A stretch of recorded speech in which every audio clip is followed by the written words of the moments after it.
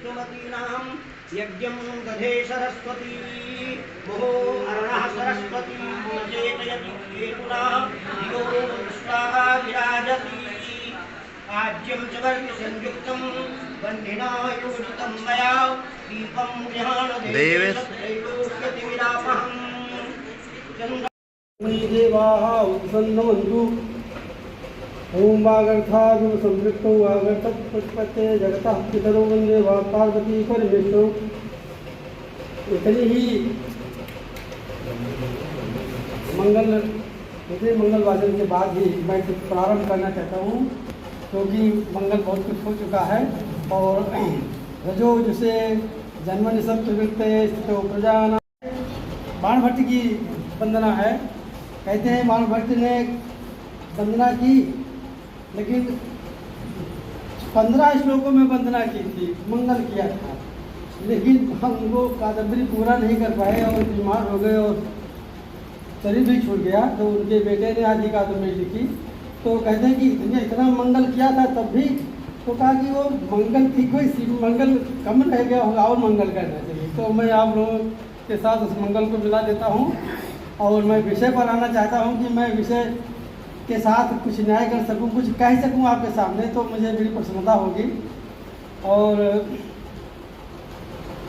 मैं सीधे वहीं आना चाहता हूं। तत्याज सीता मनसा अयोध्या, सीता ने मन से भी अयोध्या त्याग दिया। मैं कवि नहीं हूं, लेकिन कविता करने का प्रयास करता हूं। भावुक होना बहुत जरूरी है। कविता को समझने के लिए भावुकता आवश्यक है। भावुक यदि आप नहीं हैं, यदि आप सेंटिमेंटल नहीं हैं, यदि आप बौद्धिक हैं, बुद्धिवादी हैं, तर्की हैं, तो कविता से आप हजारों को दूर रह जाते हैं। बहरहाल भावुकतापूर्ण ये प्रसंग ही है कि सीता ने मन से भी अयोध्या त्याग दिया। ये कोई साधारण कथन नहीं है, बहुत बड़ा कथन है। ये हमारे महाकाव्य का एक श्लोक है, उसका प्रथम चरण है तत्याज सीता मनसाप्योध्याम परंतु रामो न जहो कथनचित। सीता ने तो मन से भी त्याग दिया अयोध्या, मन से मन तन से तो त्यागा, वाल्मीकि के आश्रम में गई, लेकिन मन से त्याग दिया, परंतु रामो न जहो कथनचित। किसी कारण से त्याग देना चाहिए था। राम तो हमारे महाकाव्य में कहते हैं कि हम फिर वन चले जाएंगे, उनको भी अयोध्या त्याग देनी चाहिए थी, जिस अयोध्या के लोग सीता के बारे में ऐसा सोचते थे। लेकिन परंतु रामो न जाओ कथनचित, काहे नहीं। पूरे धुनाप्यस्ति जनः सन्मूलम् नजम स रामो विजहातु कामः।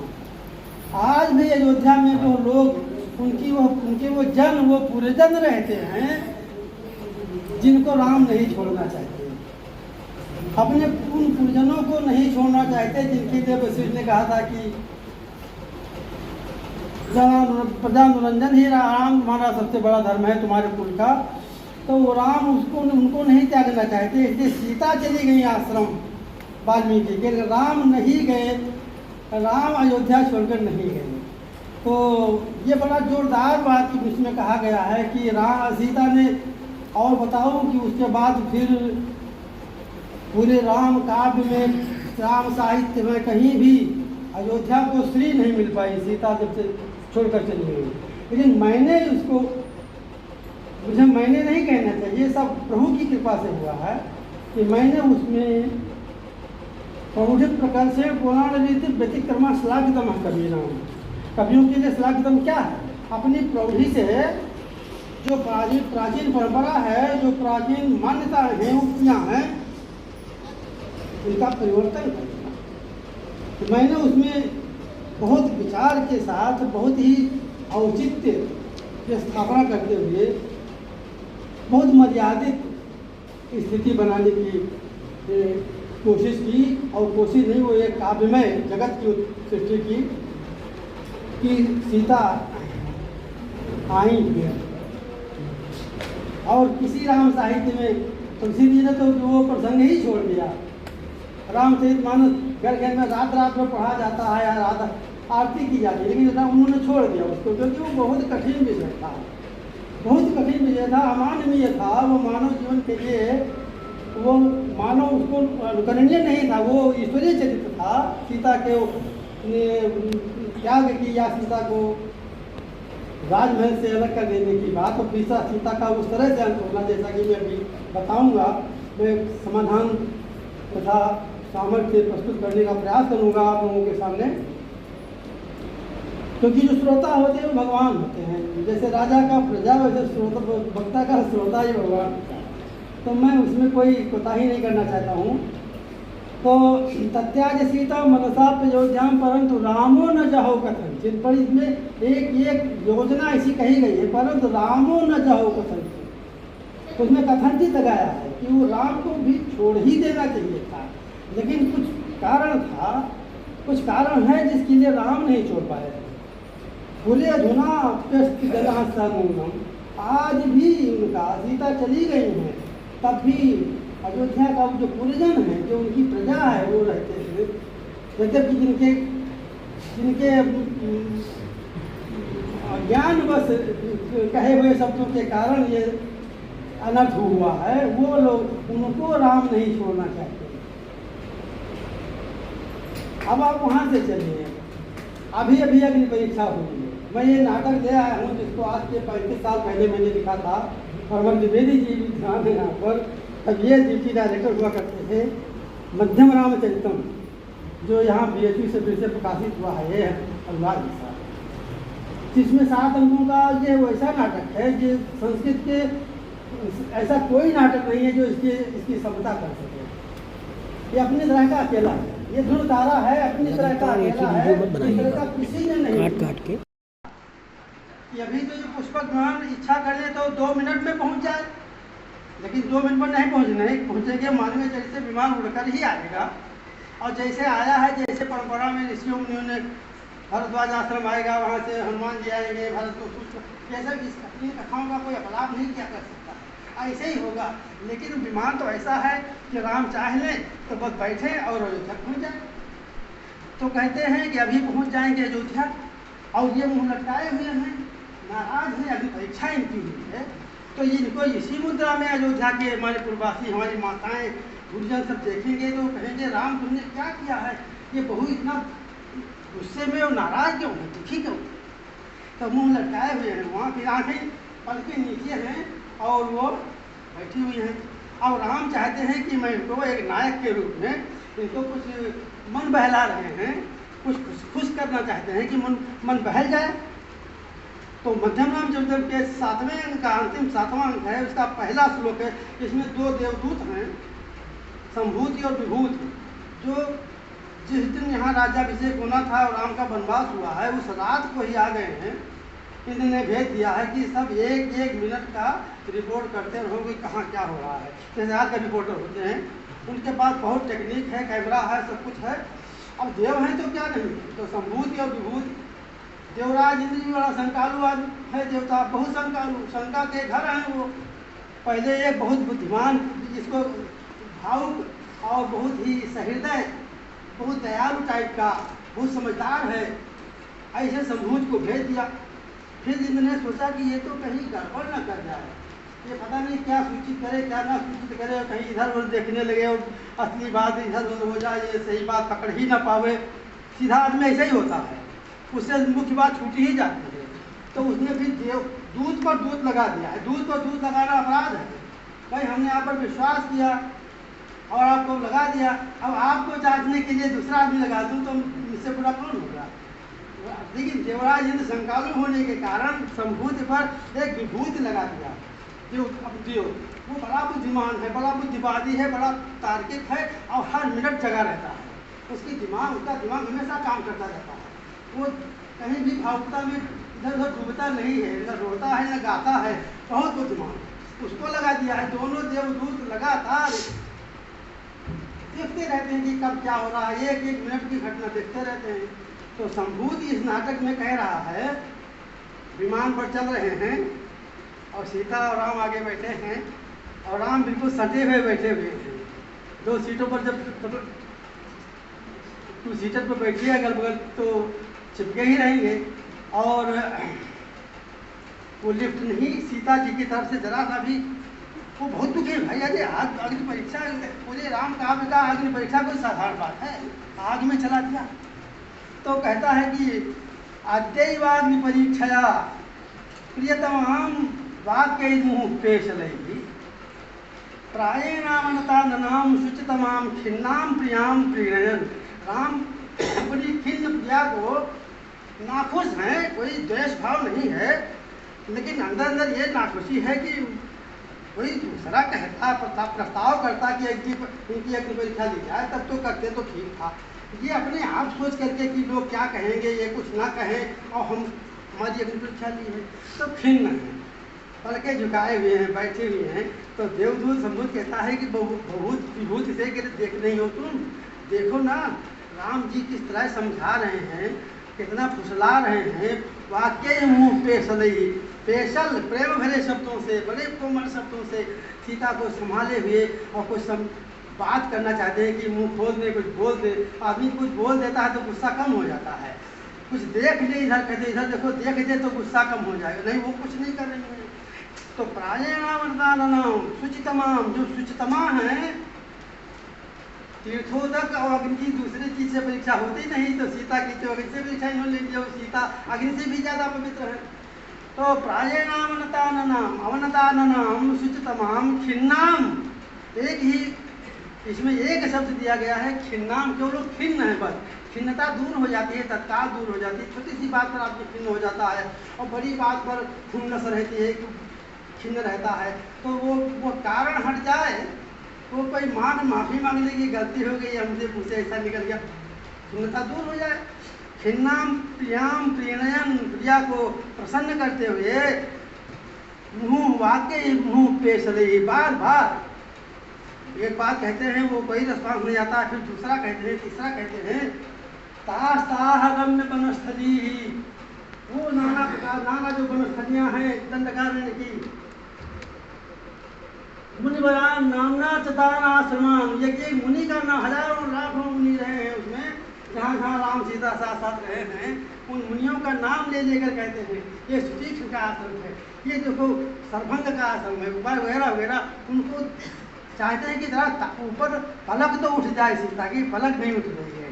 और अंगुल्या कहता है, अंगुल्या रघुनंदनो जनकजाम संदर्श इत्यादरा, आदर भी है, ये नहीं सीता के ऊपर बहुत आदर भाव से, बहुत प्रेम भाव से, बहुत अपराध बोध भी करते हुए कि मुझसे गलती हुई है और ऐसा नहीं करना चाहिए था। और वो उनको किसी तरह प्रसन्न करने के लिए उंगली से दिखा रहे हैं। सम्बुद्ध कह रहा है देख नहीं रहे हो, तो विभूति कहता है मूर्ख तू देख। अरे वो इसलिए नहीं ना खुश हैं कि अग्नि परीक्षा ली गई है, वो तार्किक है ना, वो सोच रही है कि अपने जिन भाइयों के लिए, जिन पूर्ववासियों के लिए ये न्यौछावर हो रहे हैं, राम हमारे मर रहे हैं, जिन भाइयों पर इतना विश्वास करते हैं, जब हमारे साथ क्या हुआ तो हम ही जानते हैं, किस तरह हमको दूध की मक्खी की तरह निकाल दिया गया था। और अब जब आज जा रहेंगे, जब वहाँ पहुँचेंगे तो क्या बर्ताव होगा, क्या व्यवहार होगा, इसका तो पता नहीं है। इसलिए वो ने तुम्हें हमको सुरक्षित सौंप दिया था। ऐसे वो मेरा साधु भाई भरत वो पहुँचते ही राजलक्ष्मी को वापस कर देगा। ये तुम शंका मत करो कि भरत वापस नहीं करेंगे राज सिंहासन, पहुँचते ही। लेकिन सीता के मन में जब तक वो कहते हैं कि अंधा जब देखे तब उसको विश्वास होता है। जब वो सोचती हैं कि जब हम पहुँचेंगे, जब ऐसा होगा, आप कह रहे हैं, अपने मन में कहते हैं, उनसे राम से कभी कोई शब्दों की प्रतिक्रिया सीता कभी नहीं करती है, पूरे जीवन में कभी नहीं करती है। चली गई वहाँ वाल्मीकि आश्रम में, तब कहा बातचीत सोया मत बतना तो राजा, कह देना भैया लक्ष्मण अपने राजा से, ये कहकर कुछ नहीं, जबान नहीं लड़ाती है अपने पति राम से। राम तो राम प्रभु हैं, तो आ गई हैं अयोध्या में, स्वागत हुआ। तो वो भैया भरत नजर मिलते ही पहले उनके चरणों पर ही पड़ गया, बिना कुछ बोले। और तब उन्होंने उसका हाथ पकड़ के जब उठाया और निगाह जब मिलाया तो कहा भैया इतना बात उन्होंने राम ने जो कहा था अध्यासीनम पालित संगराय समर्पयिष्यति अनुगाम साधु, वो साधु भरत तुम मत सोचो वैसा, वो तुरंत सिंहासन वापस दे देगा। वो भरत ने तुरंत राम को राज वापस दे दिया। कहीं भरत क्या कर रहे हैं, कहीं बस इसको ये हमारे सिर पर बोझ है। आप राम को अभी कुछ और औपचारिकता नहीं हुई, अभी कुछ भी लोगों से नमस्ते दुआ नहीं हुआ और भरत ने राम को राज वापस कर दिया। अब राम और सीता का राज्याभिषेक हो गया है, महल में रह रहे हैं, सुखपूर्वक रह रहे हैं, श्रृंगार हाट पर अयोध्या के घूमते हैं, अयोध्या की लहरों को देखते हैं, मौज करते हैं। कुछ दिन बीता होगा और शयन करते हुए राम के विग्रह को देख करके सीता गर्भवती हो गई। सीता मैथिली सृष्टि नहीं है लोग उसकी। राम सो रहे हैं और राम के अंगों को वो निहार रहे हैं और सुक्तापूर्वक कौतूहल से निहारा कि उनको गर्व हो गया। आप कहेंगे आप क्या कह रहे हैं, ऐसा होता ही है। आपने कादम्बरी पढ़ी होगी बाणभट्ट की कि वो श्वेत के ऋषि नहा रहे हैं और वो लक्ष्मी जी कमल पर बैठी हुई हैं और उनको श्वेत केतु के नहाते हुए शरीर को देखकर लक्ष्मी जी साक्षात भगवान नारायण की लक्ष्मी वो गर्भवती हो गई, उनको उनके आसक्त होकर के उस ऋषि को, और उनको तुरंत बच्चा पैदा हो गया 1-2 मिनट में। और बच्चे को लेकर आकर श्वेत केतु कर दिया कि भगवान ये आपका बेटा है। कहीं नहीं हमारा बेटा कैसे, मैं तो ऋषि हूँ, मैं यहाँ खा रहा हूँ। अरे कहीं आप ही का बेटा, आप ही का बेटा है। वो दे दिया कुंडली को। वो बाणभट्ट कहता है कि ऐसे ही बच्चा पैदा देखने मात्र भगवती सीता राम के विग्रह को देखकर उसका विशेष रूप से देख करके आप इस बात को सबके अनुभव कीजिए। आप किसी ऐसी आनंददायक चीज को देख कर भी आप आनंद की पराकाष्ठा में पहुंच जाते हैं। हो जाता है, सपना हो जाता है, क्या प्रत्यक्ष हो जाता है। तो राम सीता गर्भवती हैं। महाराज तो ये पुत्री भी थी, शांता नाम था। कहते हैं कि जब कौशल्या का विवाह हुआ था तो उनके एक मित्र थे रोम बहादुर राजा, उनसे छोटे राजा थे, उनके अधीनस्थ थे, लेकिन बड़े मित्र थे, बड़ा प्यार था। उनका विवाह पहले हुआ था, कई साल हो गए थे, बच्चे नहीं हो रहे थे। दशरथ की कौशल्या से जब शादी हुई तो मित्रता में दोनों लोगों ने कहा भैया हमारे पहला बच्चा होगा तो मैं आपको दे दूँगा।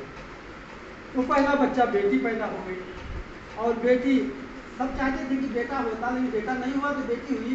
और बेटी को दशरथ और कौशल्या ने उनको रोमराज राजा को गोद दे दिया, उनकी गोद दिया, वो माँ बाप दे दिया था। उसी की शादी, शांता की शादी श्रृंगी ऋषि से हो गई है। आप जानते हैं भवभूत की दुनिया का कौन सा साहित्यकार बोलेगा कि भवभूत ने जिन्होंने जो लिखा जो कहा वैसा आज तक दुनिया में कोई नहीं। वो भवभूत कहते हैं इस बात को। श्रृंगी ऋषि के आश्रम से श्रृंगी ऋषि के यहाँ यज्ञ हो रहा है, बहुत बड़ा यज्ञ हो रहा है। जनकपुर के सारे लोग आए हुए हैं, बहुत सारे लोग आए हुए हैं। और यहाँ से वशिष्ठ जी, कौशल्या, कैकेयी, सुमित्रा को लेकर के और तमाम लोग श्रृंगी ऋषि के आश्रम में गए हैं उस यज्ञ में भाग लेने के लिए। अब सब लोग यहाँ केवल राम और सीता रह गए और लक्ष्मण। राजमहल में केवल राम ये मोती की माला की थे, तो आँखों से बोल कर नहीं रो रहे हैं, आँखों से आँखों बाहर जा रहा है मोदी के थे। ये विसर्पण धारा भी ये इतना मोदी मीठे आंसू में कि धरती पर गिर रहे। और कोई देख देगा तो जान लेकिन आम रो क्यों है, पूछेगा कि क्या बताएंगे, बोल नहीं पाएंगे। संभालो। लक्ष्मण कहते हैं अपने देश लोग उनका लक्ष्मण क्या करते हैं, अयम ते बास होगा मुक्ता मनुष्य राम प्रभु संभाल। तो राम उसी तरह से समझ रहा, वो सारा उत्सव, सारा खान पान इन लोगों को इन तीनों को रास नहीं आ रहा है। तो जनक कौशल्या वो नहीं रहा वहाँ से, कौशल्या तो वहाँ से वैसे ही रहती है, वैसे ही उनका मुँह धोया जाता है।